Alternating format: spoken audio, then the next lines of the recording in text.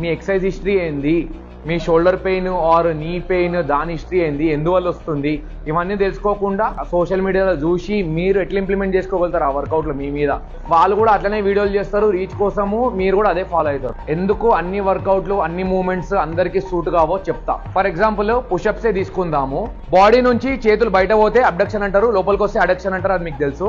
ఇది 45 degree abduction, ఇదేమో 90 degree abduction. ఇది wider grip and 90 degree abduction ఉన్న పుషప్. ఇట్లా ఎల్బోల్ బయట పెట్టి కొట్టొద్దు అంటారు పుషప్స్. కానీ మీకు తెలుసా చాలా మందికి anterior pain or front part of the shoulder impingement ఉంటే wider grip pushups better, chest మీద ఎక్కువ ఎలివేట్ గానికి. ఇదేమో closer grip and 45 degree abduction ఉన్న పుషప్. ఈ పుషప్స్ లలో హైలైట్ ఏం తెలుసా, 70% మీకు షోల్డర్ పైన అంటే మీ ఫ్రంట్ షోల్డర్ అండ్ మీ ట్రైసిప్ పైన పడుతుంది, 30% చెస్ట్ పైన పడుతుంది. ఒకవేళ రొటేటర్ కఫ్ మజిల్స్ లో ప్రాబ్లం ఉండి లేకపోతే సైడ్ ఆర్ రేడ్ డెట్ లో పెయిన్ ఉండి అంటే ఇది బెటర్. మీ మొబిలిటీ మీ ఎక్సర్సైజ్ హిస్టరీ తెలుసుకొని మీ బాడీని మీరు డిస్కవర్ చేసి అప్పుడు ఇంప్లిమెంట్ చేయరు. కానీ ఇవన్నీ చేయాలంటే జిమ్ జాయిన్ కావాలి.